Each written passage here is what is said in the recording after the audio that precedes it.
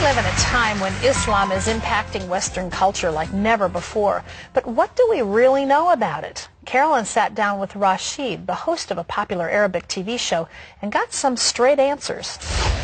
Rashid, thanks for the invitation to visit you today and learn more about Islam. And you host a program called Taking Off the Mask. Exactly. It airs on satellite television. People can also stream it on the web. Tell us a little bit about that. Well, it's a show that we started like a year now, almost a year, and it talks about different subjects in Islam, and it's taking off the mask of Islam, exactly. All right, take off the mask for us, because I think the average American woman doesn't really understand the religion of Islam. In fact, I was watching a women's show shortly after 9/11 where the host said that Allah and Jehovah are really just the same God. What would you say to that? Well, it looks, for the first time, it looks like if we have the same God. That happens to me when I was a Muslim and I was reading the Bible.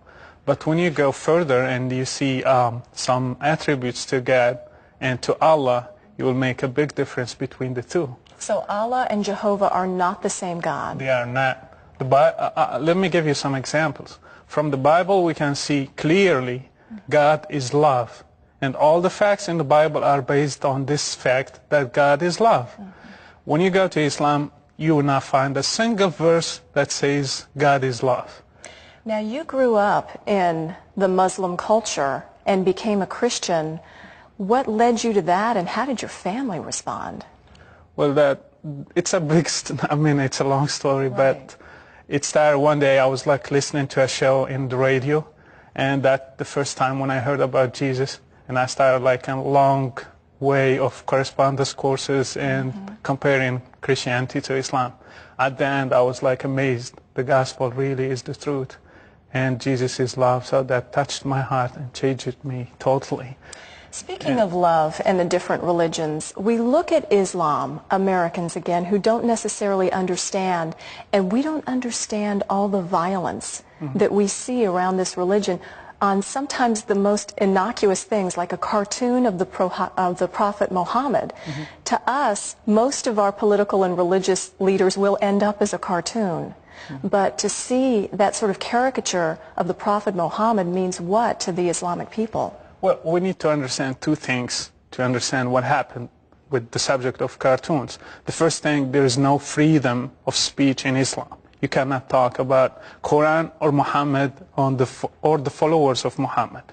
They are holy. Nobody can criticize them. Nobody can question them. They are above anything else. So this is the first thing. The second thing, the cartoons, they were about Muhammad. If you read the Quran, you will find clearly that Muhammad is above Allah himself. And all the clerics, they agreed that if somebody criticizes Muhammad or make fun of him, he should be killed.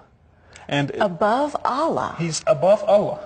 And if you criticize, for example, if you make fun of God, not all the clerics agreed that a person should be killed. But if you do it about Muhammad, they all agreed that the person should be killed. Wow. Now, one thing that I do want to make known is we're talking about the religion of Islam as opposed to the Muslim people, who are wonderful people, true? Yes. So many Muslims, they are wonderful people. I still have so many friends, Muslims. The majority of my family members, they're still Muslims. And they are wonderful people, they are peaceful, they are loving people. But the problem is with Islam itself. The teaching of Islam, they are violent and terrorism. There is a lot of terrorism there. There's a lot of jihad verses. So the problem is not with the people. It's with what the teaching of Islam is. Let's talk about that a little bit, because we hear about the Quran. And many Americans think, well, the Quran is just another version of the Bible. That's true. A lot of Americans think that. Tell us. It looks like the same the first time, because Muhammad was good in copy-paste. You know, he took a lot of verses from the Bible and he put them in the Quran. But if you go deep into the Quran, you find totally it's the opposite of the Bible. You will not find God is deceiver in the Bible. You will find God is the great deceiver in the Quran. God is love in the Bible. God is not love in the Quran. He loves only Muslims. He hates non-believers, non-Muslims. You will find God teaches us to forgive people. In Quran, He teaches us to kill the enemies of Allah. And it's totally two different directions. It's not even close. Well, that's another confusing fact. We hear that the Islamic religious leaders saying we accept other religions. We are tolerant of other religions, and then you hear things like this. What is the truth?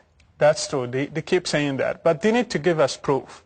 What the sayings of Muhammad, what the Quran says about it. The Quran says clearly about Jews that they are sons of pigs, sons of monkeys, and Christians are astray, and they are like misled. And the Muslim, when he prays like 17 times a day, he says that the Christians and Jews are wrath and astray.